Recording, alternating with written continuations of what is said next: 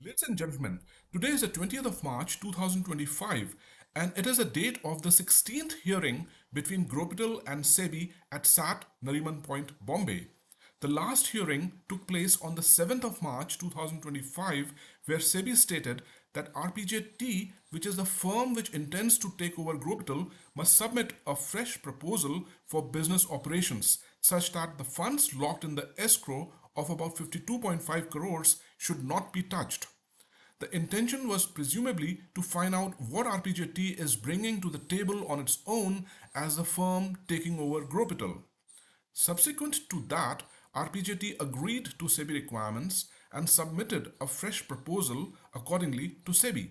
So this meant that RPJT is okay in not touching the escrow amount for kickstarting business operations of Gropital. For me, this is encouraging and it also increases the credibility of RPJT in the takeover of Gropital.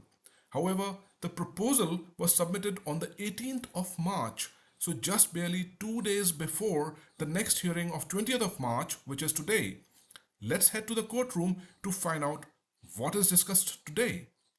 देवी और सज्जनों, आज 20 मार्च 2025 है और यह set Nariman point Bombay में ग्रोपिटल और सेबी के बीच 16वीं सुनवाई की तारीख है। पिछली सुनवाई 7 मार्च 2025 को हुई थी, जिसमें सेबी ने कहा था कि आरपीजेटी, जो कि ग्रोपिटल का अधिग्रहण करने का इरादा रखती है, उसे व्यवसाय संचालन के लिए एक नया प्रस्ताव प्रस्तुत करना होगा ताकि लगभग 52.5 करोड़ के एस्क्रो में बंद फंड को छुआ न जाए। संभवतः इसका उद्देश्य यह पता लगाना था कि ग्रोपिटल का अधिग्रहण करने वाली फर्म के रूप में आरपीजेटी अपने आप में बिजनेस के लिए क्या रकम ला रही है।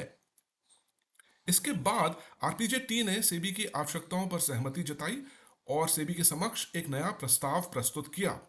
इसका मतलब यह हुआ कि आरपीजेटी ग्रोपिटल के व्यवसाय संचालन को शुरू करने के लिए एस्क्रो राशि को न छूने के लिए तैयार है। मेरे अनुसार यह उत्साहजनक है और इससे ग्रोपिटल के अधिग्रहण में आरपीजेटी की विश्वसनीयता भी बढ़ती है। हालांकि प्रस्ताव 18 मार्च को प्रस्तुत किया गया था, इसलिए अगली सुनवाई 20 मार्च 2025 से ठीक 2 दिन पहले, जो आज है। आइए आज कोर्ट रूम में जाकर जानें कि क्या चर्चा हुई। Gentlemen, another day at the SAT at Nariman Point, Bombay. All the three judges were present in person, that is Justice P.S. Dinesh Kumar, technical member Ms. Meera Swaroop, and Dr. Dheeraj Bhatnagar. So the quorum was complete. The Gropital case was listed as case number 8, which was also encouraging. RPJT founder Chetan Joshi could not be present in person today. However, he was represented by his lawyer Chandrajyoti Iyer as well as the Director of Finance of RPJT, Mr. Amit Sabharwal. As expected, the SEBI lawyer stated that they need time to evaluate the proposal submitted by RPJT since the proposal was submitted just 2 days ago on the 18th of March. Accordingly, SEBI would now inspect the proposal and would need time till at least next Tuesday, that is 25th of March, to review the proposal. The next hearing date is accordingly on the 28th of March 2025. Please also refer to the SAT order for confirmation. Thanks a lot. देवियों और सज्जनों, Nariman point Bombay में set का एक और दिन। तीनों न्यायाधीश व्यक्तिगत रूप से उपस्थित थे, अर्थात न्यायमूर्ति पीएस दिनेश कुमार, तकनीकी सदस्य सुश्री मीरा स्वरूप और डॉक्टर धीरज भटनागर। इसलिए कोरम पूरा था। ग्रोपिटल केस को केस नंबर 8 के रूप में सूचीबद्ध किया गया था, जो भी उत्साहजनक था। आरपीजेटी के संस्थापक चेतन जोशी आज व्यक्तिगत रूप से उपस्थित नहीं हो सके। हालांकि उनका प्रतिनिधित्व उनके वकील चंद्रज्योति अय्यर और आरपीजेटी के वित्त निदेशक श्री अमित सभरवाल ने किया।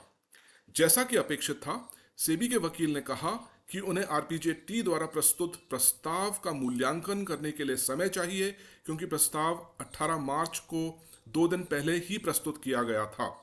तदनुसार सेबी प्रस्ताव का निरीक्षण करेगा और उन्हें प्रस्ताव की समीक्षा करने के लिए कम से कम अगले मंगलवार यानी 25 मार्च तक का समय चाहिए।